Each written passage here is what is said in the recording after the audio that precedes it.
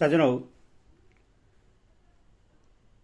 आज आपको श्रीमद् देवी भागवत महापुराण प्रथम खंड से अष्टम अध्याय में भगवान विष्णु योगमाया के अधीन क्यों हो गए, ऋषियों के इस प्रश्न के उत्तर में सूर्य की तरह उन्हें आगा शक्ति भगवती की महिमा के बारे में सुनाऊंगा। सज्जनों, आज इस कथा को सुनने से पहले इस चैनल को लाइक एंड सब्सक्राइब जरूर करें, जिससे भगवती माता आपका कल्याण करे। कथा सुनिए। भगवान विष्णु योगमाया के अधीन क्यों हो गए, ऋषियों के इस प्रश्न के उत्तर में सूर्य द्वारा उन्हें आगा शक्ति भगवती की महिमा सुनाना।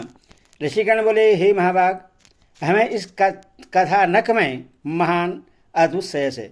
हे महामते, वेदों, शास्त्रों, पुराणों तथा बुद्धिमान लोगों की सदा से यह अवधारणा रही है कि ब्रह्मा, विष्णु तथा शंभु ये तीनों देवता सनातन हैं और इस ब्रह्मांड में इनसे बढ़कर अन्य कोई नहीं है।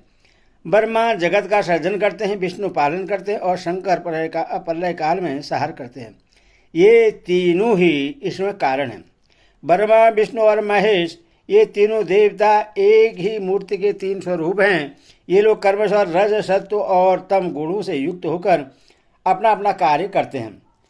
उन तीनों में माधव, पुरुषोत्तम, आदिदेव, जगन्नाथ, श्रीहरि श्रेष्ठ हैं और वे सभी कार्य संपादित करने में समर्थ हैं। अनुपम तेज वाले विष्णु से बढ़कर सर्वसमर्थ अन्य कोई भी नहीं है। उन जगतपति विष्णु को योगमाया ने विवश करके भला कैसे सुला दिया। उस समय उन विष्णु की चेतना कहाँ चली गई और उनके जीवन की चेष्टा कहाँ लुप्त हो गई। हे महाभाग, यह महान संदेह उपस्थित है। आप इस विषय में यथोचित बताने की कृपा करें। जिन शक्ति के विषय में आप पहले ही बता चुके हैं कि उसने भगवान विष्णु को भी पराभूत कर दिया था, वह कौन सी शक्ति है, वह शक्ति कहाँ से उदित हुई, शक्ति संपन्न कैसे हुई और उसका स्वरूप क्या है। हे सुव्रत, यह सब हमें स्पष्ट रूप से बतलाइए। जो विष्णु हैं वे तो सबके ईश्वर, वासुदेव, जगत के गुरु, परमात्मा, परम आनंद स्वरूप तथा सच्चिदानंद की साक्षात मूर्ति हैं। सब कुछ करने में समर्थ, उसका पालन करने वाले, सभी चराचर का सर्जन करने वाले, रजोगुण से रहित, सर्वव्यापी और पवित्र हैं। हे परात्पर विष्णु, निद्रा की परतंत्रा में कैसे आबद्ध हो गए। हे प्रथम, हमें इस प्रकार का आश्चर्यजनक संदेह है। हे सूत, हे व्यास शिष्य, हे महामते, आप अपने ज्ञान रूपी खंडक से हमारे इस संदेह को नष्ट कर दीजिए।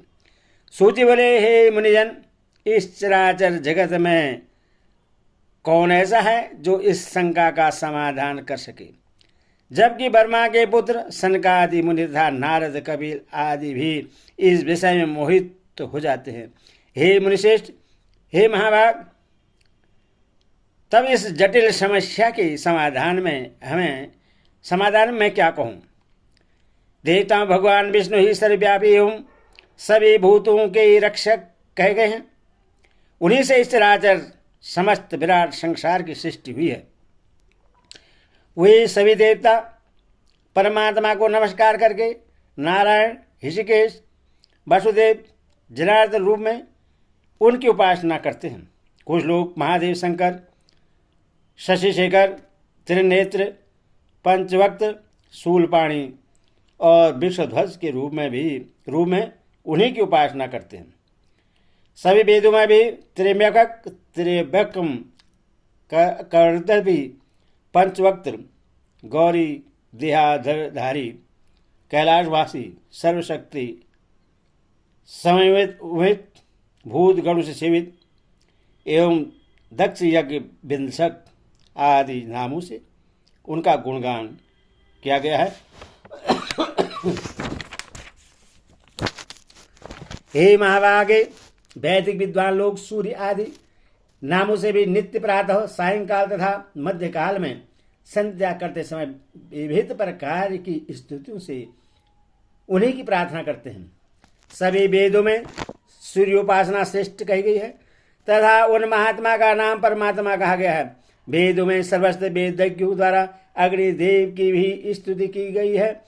वहाँ त्रिलोकेश, इंद्र, वरुण तथा अन्य देवताओं की भी स्तुति की गई है। जिस प्रकार गंगा अनेक धाराओं में विद्यमान रहकर प्रवाहित होती है, उसी प्रकार महर्षियों द्वारा भगवान विष्णु सभी देवताओं में विद्यमान बतलाए गए हैं। मनुष्य विद्वानों ने 3 प्रकार के मुख्य प्रमाण बतलाए हैं: प्रत्यक्ष, अनुमान और तीसरा शब्द प्रमाण। अन्य न्याय से पंडित 4 प्रमाण मानते हैं: प्रत्यक्ष, अनुमान, उपमान एवं शब्द प्रमाण। परंतु अन्य मीमांसा के विद्वान लोग अर्थापत्ति को लेकर 5 प्रमाण मानते हैं। पुराने विद्वान 7 प्रमाण बताते हैं। इन परमाणु से भी जो दुर्गेय है वह है परम ब्रह्म। इसलिए इस विषय में बुद्धिशास्त्र एवं निश्चयात्मिका युक्ति से बार बार विचार करके अनुमान करना चाहिए। साथ ही सन्मार्ग का अनुसरण करने वाले दृष्टांत द्वारा इस प्रत्यक्ष विज्ञान का चिंतन बुद्धिमान मनुष्य को सर्वदा करते रहना चाहिए। प्रायः सभी पुराण तथा विद्वान ऐसा कहते हैं कि ब्रह्मा में सृष्टि करने की शक्ति, विष्णु में पालन करने की शक्ति, शिव में संहार करने की शक्ति, सूर्य में प्रकाश करने की शक्ति तथा शेष और कश्यप में पृथ्वी को धारण करने की शक्ति स्वभावतः विद्यमान रहती है। इस प्रकार एकमात्र वे आगाशक्ति ही स्वरूप भेद से सभी में व्याप्त रहती है। वही अग्नि में दहा कतव शक्ति तथा वायु में संचार शक्ति है। कुंडले शक्ति के बिना शिव भी 100 बन जाते हैं। विद्वान लोग शक्तिहीन जीव को निर्जीव एवं असमर्थ कहते हैं। अतएव हे मुनिजनों, ब्रह्मा से लेकर तृण पर्यंत सभी पदार्थ संसार में शक्ति के बिना सर्वदा ही है, क्योंकि स्थावर जगत सभी जीवों में वह शक्ति ही काम करती है। यहाँ तक कि शक्तिहीन पुरुष शत्रु पर विजयी होने, चलने फिरने तथा भोजन करने में भी सर्वदा असमर्थ रहता है।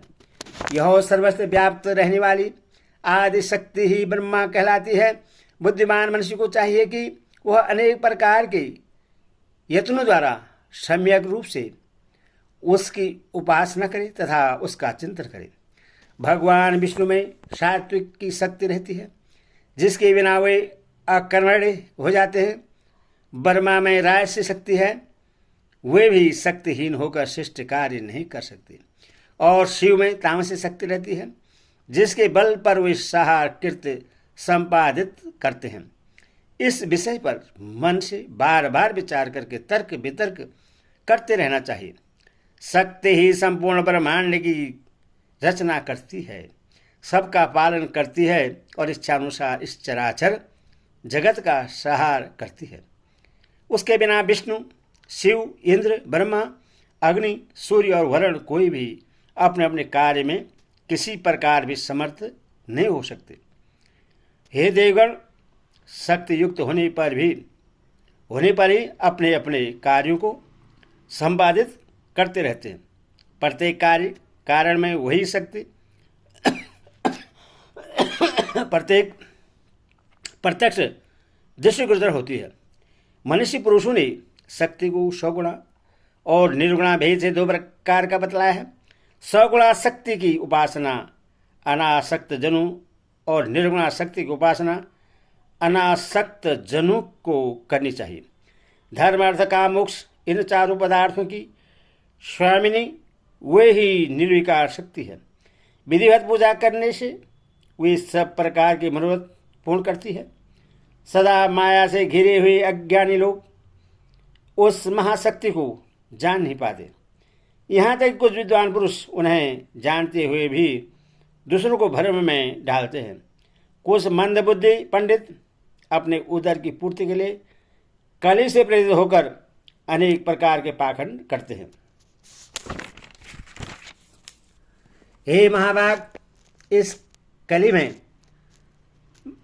बहुत प्रकार के अवैतिक तथा भेदमूलक धर्म उत्पन्न होते हैं, दूसरे युग में नहीं होते। स्वयं भगवान विष्णु भी अनेक वर्षों तक कठोर तप करते हैं और ब्रह्मा तथा शिव जी भी ऐसा ही करते हैं। ये तीनों देवता निश्चित ही किसी का ध्यान करते हुए कठिन तपस्या करते रहते हैं। इसी प्रकार अपनी इच्छाओं की पूर्ति के लिए ब्रह्मा विष्णु महेश ये तीनों ही देवता अनेक प्रकार के यज्ञ सदा करते हैं। वे उन पराशक्ति ब्रह्मा नाम वाली परमात्मिका देवी को नित्य एवं सनातन मानकर सर्वदा मन से उन्हीं का ध्यान करते हैं। हे मुनिश्रेष्ठ, सब शास्त्रों का यही निश्चय जानना चाहे कि दृढ़ निश्चय विद्वानों के द्वारा वे आदि शक्ति ही सदा सेवन्य है। यह गुप्त रहस्य मैंने केशर देव पायन से सुना है, जिसे उन्होंने नारद जी ने अपने पिता ब्रह्मा जी से और ब्रह्मा जी ने भगवान विष्णु के मुख से सुना था। इसलिए विद्वान पुरुषों को चाहिए कि वे न तो किसी अन्य की बातें सुने और न माने तथा दृढ़ प्रज्ञ होकर सर्वदा शक्ति की उपासना करें। शक्तिहीन असमर्थ पुरुष का व्यवहार तो प्रत्यक्ष ही देखा जाता है कि वह कुछ कर नहीं पाता। इसलिए सर्वव्यापिनी आदि शक्ति जगजननी भगवती को ही जानने का प्रयत्न करना चाहिए। यदि श्रीमद् भागवत महापुराण अष्टादश शास्त्र सहितानं प्रथम स्कंधे आराध्य निर्णय वर्णम नामोष्टाध्यायो। बोलो भगवती माता की जय। सज्जनों, इस कथा को अपने बुजुर्गों को जरूर सुनाएं। अब अगला 9वां अध्याय।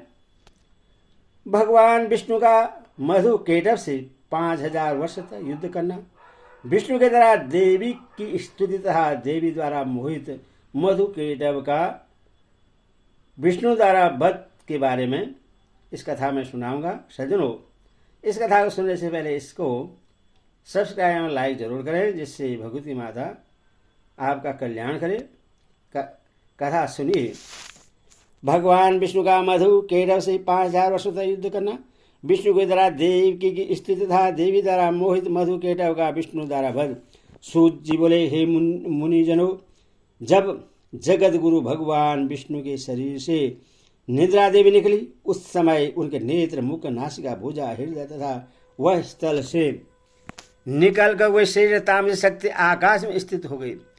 तब भगवान विष्णु भी बार बार जमाई लेते हुए उठ खड़े हुए। तब वहां भगवान विष्णु ने भय से कांपते हुए ब्रह्मा को देखा और उन महातेजस्वी विष्णु ने मेघ के समान गंभीर वाणी में कहा।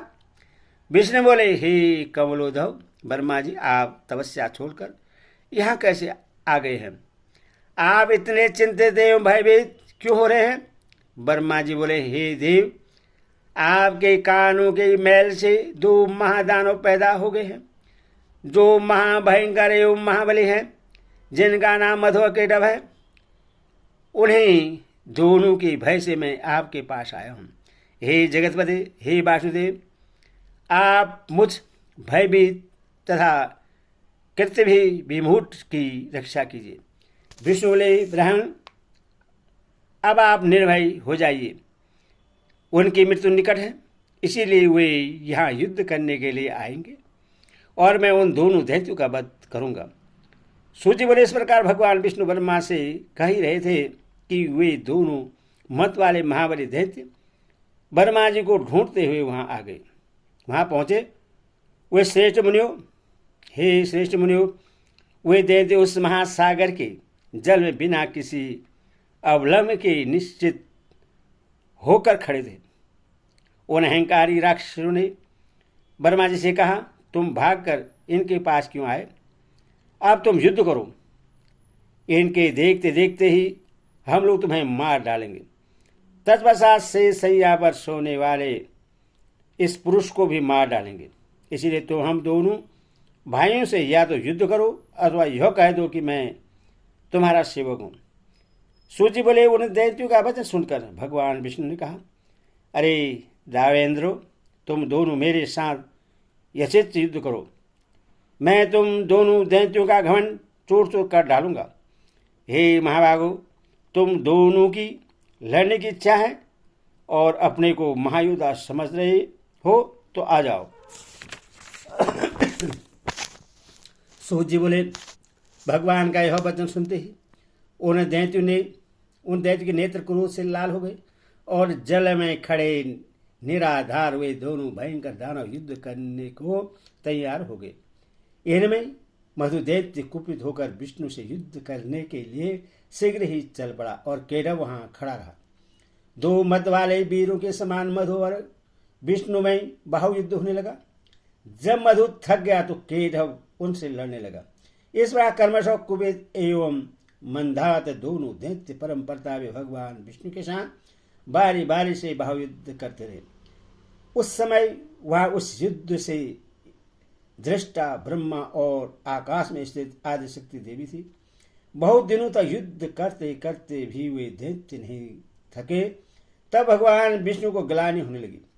इस प्रकार जब युद्ध करते हुए 5000 वर्ष बीत गए तब भगवान विष्णु उन दैत्यों की मृत्यु का उपाय सोचने लगे। उनके विचार में आया कि मैंने 5000 वर्ष तक इनके साथ युद्ध किया, किंतु ये भयानक दैत्य थके नहीं और मैं थक गया। यह बड़े आश्चर्य की बात है। मेरा वह पराक्रम और बल कहाँ चला गया?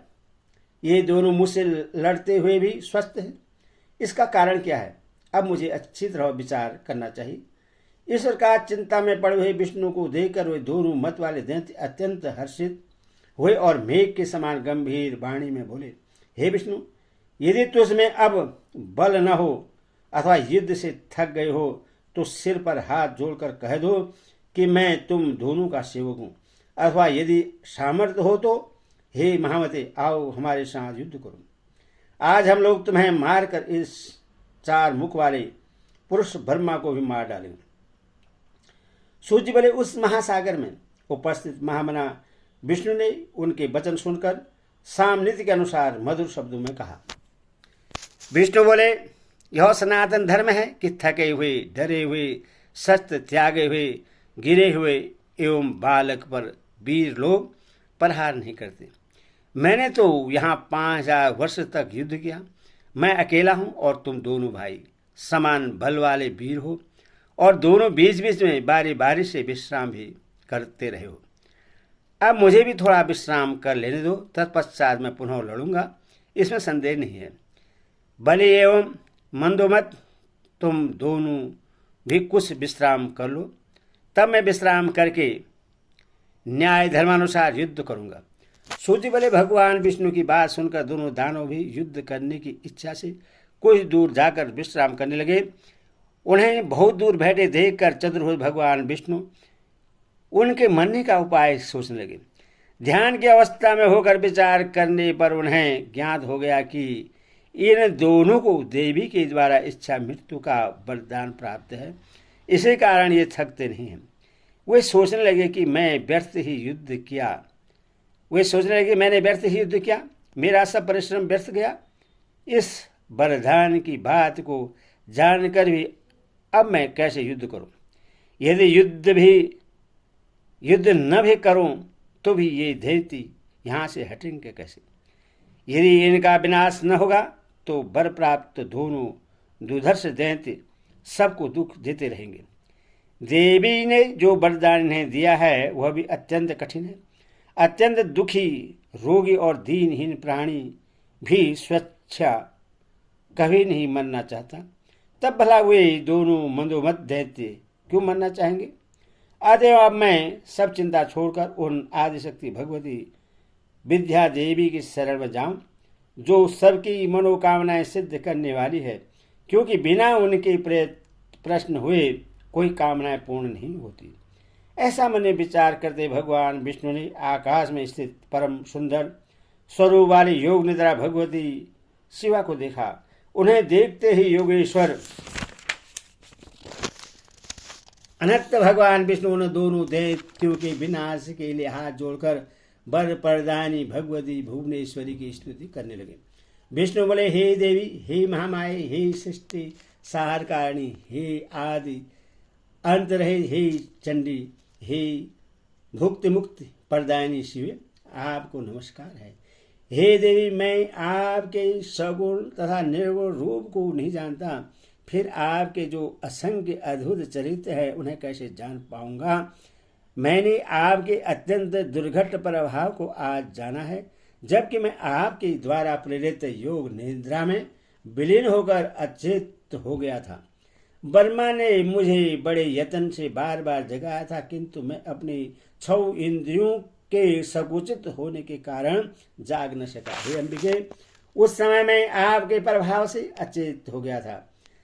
जब आपने अपना वह प्रभाव हटा लिया तब मैं जगा और मैंने उन दानवों के साथ अनेक प्रकार से युद्ध किया। उस युद्ध में मैं तो थक गया, किंतु वे नहीं थके, क्योंकि उन्हें आपका वरदान प्राप्त था। जब वे मदोन्मत्त दानव बर्मा जी को मारने दौड़े, तब मैंने भी पुनः दंत युद्ध के लिए उनका आह्वान किया। हे मान प्रदायनी, उस समय मैंने उनके साथ महासागर में घोर युद्ध किया। बाद में मुझे ज्ञात हुआ कि आपने उन्हें इच्छा मरण का अद्भुत वरदान दिया है। यह जानकर आज मैं शरणदायिनी आपकी शरण में आया हूँ। अतः हे माता, अब मेरी सहायता आप ही करें, क्योंकि मैं युद्ध करते करते बहुत ही खिन्न हो गया हूँ। हे देवताओं की पीड़ा हरने वाली, आपके वरदान से दोनों दानव मंदोमत हो गए हैं। वे दोनों पापी दैत्य मुझे मार डालना चाहते हैं। अब मैं क्या करूं, कहाँ जाऊं? प्रणाम करते हुए उन जगन्नाथ सनातन वासुदेव विष्णु ने ऐसा कहने पर मुस्कुराती हुई उन देवी ने उनसे कहा, हे देव, हे हरे, हे विष्णु, आप पुनः उनसे युद्ध कीजिए। इन दोनों वीरों को छल पूर्वक मोहित करके ही मारा जा सकता है। मैं अपनी वक्र दृष्टि से उन्हें मोहित कर दूंगी। हे नारायण, अपनी माया से जब मैं उन्हें मोहित कर दूंगी तब आप शीघ्र ही उन दोनों का वध कर डालिएगा। सूची बोली, देवी की प्रीति रस से पूर्ण वचनों को सुनकर भगवान विष्णु उस सागर में युद्ध स्थल में आकर खड़े हो गए। तब विष्णु को आते देख हुए दोनों युद्ध के अभिलाषी महाबली दैत्य भी वहां आ डटे। भगवान विष्णु को अपने सामने देखकर वे बड़े प्रश्न हुए और कहने लगे, हे महाकाल, हे चतुर्भुज, ठहरो ठहरो। हार और जीत को पारबंध के अधीन समझकर अब तो हमारे साथ युद्ध करो। बलवान व्यक्ति विजय प्राप्त करता है, किंतु कभी कभी भागी व दुर्बल व्यक्ति भी जीत जाता है। आप जैसे महापुरुषों को जय या पराजय में हर्ष या शोक कभी नहीं करना चाहिए। आपने दानव शत्रु होकर पूर्व काल में बहुत से दैत्यों को अनेक बार हराया है, परंतु इस समय तो हम दोनों के साथ लड़ते हुए आप पराजित हो गए हैं। सूची पहले ऐसा कहकर वे दोनों महाबाहु दैत्य युद्ध करने को तत्पर हो गए। तब वहां अवसर देकर जो ही विचित्रकर्मा विष्णु ने उन दोनों पर मुष्टि से प्रहार किया, तुहे उन दोनों बलोमत दैत्यों ने भी विष्णु पर मुष्टि प्रहार किया।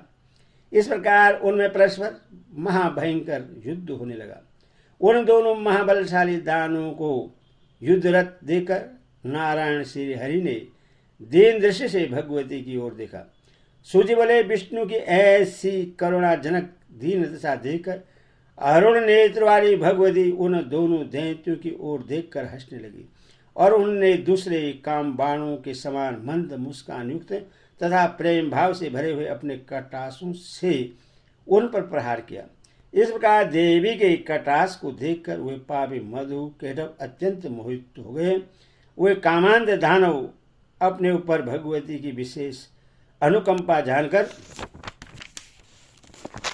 काम बाण से अत्यंत पीड़ित होने लगे और अपूर्व शोभाशालिनी भगवती को देखते हुए वे वहीं खड़े हो गए। भगवान विष्णु भी देवी के उस प्रयत्न को समझ गए। दोनों कामी दानों को देवी की माया से भी मोहित जानकर सौकार्य साधक भगवान विष्णु ने वहां मेघ के समान गंभीर एवं मधुर वचन के द्वारा उन दोनों का उपहास करते हुए कहा, हे वीरो, तुम्हारी जो इच्छा हो वर मांगो। तुम दोनों के युद्ध से मैं अत्यंत हर्षित हूँ, अथवा मैं तुम्हें मनोभिलक्षित वर दूंगा। यदि भी पूर्व काल में भी मेरे द्वारा अनेक दानव युद्ध करते हुए देखे गए हैं, किंतु तुम दोनों भाइयों के समान मैंने किसी को देखा सुना नहीं। तुम दोनों के अतुल्य बल को देखकर मैं बहुत संतुष्ट हूँ। हे महाबली दानव, मैं तुम दोनों भाइयों की वांछित कामनाएं पूर्ण करूंगा। सूर्य बले विष्णु का यह वचन सुनकर कमल के समान नेत्र वाले काम पीड़ित हुए दोनों दैत्य जगदानंददायिनी भगवती महामाया को देखते हुए विष्णु से अभिमान पूर्वक बोले, हे विष्णु, हम लोग याचक नहीं हैं, अथवा आप हम लोगों को देना क्यों चाहते हैं? हे देवेश, यदि आप लेना चाहें तो आप जो मांगेंगे हम दे सकते हैं, क्योंकि हम लोग भिक्षुक नहीं हैं, दाता हैं। हे ऋषिकेश, आप अपना मनोभिलक्षित वरदान मांगे। हे वासुदेव, आपके अद्भुत युद्ध से हम लोग आप पर अत्यंत प्रसन्न हैं। उन दोनों का वचन सुनकर भगवान विष्णु ने उत्तर दिया, यदि तुम दोनों मेरे ऊपर प्रश्न हो तो यही वरदान दो कि तुम दोनों भाई अब मेरे ही हाथों मारे जाओ। सूर्य बले विष्णु का वचन सुनकर दोनों भाई चकित हो गए और अपने को उनके द्वारा ठगा हुआ समझकर शोक से चिंतित हो गए। कुछ देर के बाद मन में विचार कर संपूर्ण भूमि को स्थल रहित तथा वह सर्वत्र जल ही जल देखकर उन्होंने विष्णु से कहा, हे जनार्दन विष्णु, आपने हम लोगों को पहले जो वरदान देने को कहा था, यदि आप सत्यवादी हैं तो पहले उस वांछित वर को प्रदान कीजिए। हे मधुसूदन, आप हमें किसी निर्जन प्रदेश की सुविस्तृत भूमि पर मारिए, तभी हम आपसे मारे जा सकेंगे, अन्यथा नहीं। अतः हे माधव, अब आप सत्यवादी बनिए। तब भगवान विष्णु ने अपने सुदर्शन चक्र का स्मरण करके उन दानों से हंसते हुए कहा, हे महाबाहो, तुम्हारे कथनानुसार निर्जन तथा सुविस्तृत भूमि पर ही मैं आज तुम दोनों को मारूंगा। ऐसा कहकर देवताओं के आराध्य भगवान विष्णु ने अपने दोनों जांघों को सुविस्तृत करके जल के ऊपर ही स्थल दिखा दिया और उनसे कहा, दैत्यों, देखो, यहाँ जल नहीं है, पृथ्वी है, अधो यहीं पर तुम दोनों अपना सिर रखो। ऐसा करने से ही आज हम और तुम दोनों सत्यवादी सिद्ध होंगे। उस समय विष्णु का तथ्यपूर्ण वचन सुनकर तथा अपने मन में विचार करके उन दोनों दैत्यों ने अपना शरीर बढ़ाकर हजारों योजन लंबा चौड़ा कर दिया। तब भगवान विष्णु ने भी अपनी दोनों जांघों को बढ़ाकर उनसे भी द्विगुणित कर दिया। यह देखकर वे दोनों दैत्य बड़े विस्मय में पड़ गए, परंतु अपनी बात सत्य प्रमाणित करने के लिए उन्होंने अपने अपने मस्तक उस अत्यंत अद्भुत जंगे पर रख दिए। उसी समय प्रतापी भगवान विष्णु ने अपने सुदर्शन चक्र से जंगे पर स्थित उनके विशाल सिरों को वेगपूर्वक धड़ से अलग कर दिया। जब दोनों दैत्य मधुर के मर गए, तब उन्हीं के मेद चर्बी से संपूर्ण सागर पड़ गया। हे मुनीश्वरों, तभी से पृथ्वी का नाम मेदनी पड़ गया और इसीलिए मृत्तिका भी अभक्ष्य मानी जाने लगी। आप लोगों ने जो प्रश्न किया था उसका ठीक ठीक उत्तर मैंने दे दिया। बुद्धिमान मनुष्य को चाहिए कि वे महामाया महाविद्या की सर्वदा उपासना करते रहे, क्योंकि वे पराशक्ति ही समस्त देव दानों के द्वारा आराध्य है। उनसे बढ़कर कोई दूसरा देवता तीनों लोकों में नहीं है। यह बात सर्वदा सत्य है एवं वेदों तथा शास्त्रों का निष्कर्ष है कि सगुण अथवा निर्गुण रूप में सर्वदा उस पराशक्ति का ही पूजन करते रहना चाहिए। यदि श्रीमद्देवी भागवतम महापुराण अष्टदश शास्त्र सहितानम पार्थवस्कंदे हरि कीर्त मधु केटव भौद वर्णम नाम 9 अध्याय। बोलो भगवती माता की जय। सज्जनों, इसको अपने घर में बुजुर्गों को सौ कहानी कथा सुनाइए।